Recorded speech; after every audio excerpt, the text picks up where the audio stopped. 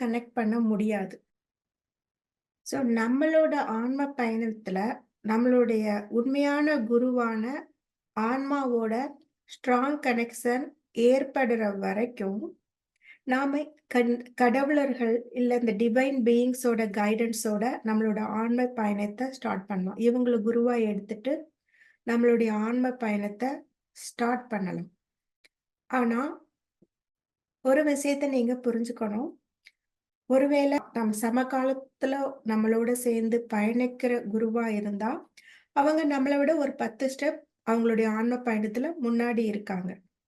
ஒருவேள 4த் டென்சிட்டி பீயிங்ஸா இருந்தா, 4த் டென்சிட்டில டிராவல் பண்ற குருக்களா இருந்தா, அவங்க நம்மள விட ஒரு 1000 ஸ்டெப் முன்னாடி இருக்காங்கன்னு அர்த்தம். இல்ல 5த் டென்சிட்டி கடவுளர்களா இருந்தா, அவங்க நம்மள விட ஒரு 10,000 ஸ்டெப் முன்னாடி இருக்காங்கன்னு அர்த்தம். உங்களுடைய உண்மையான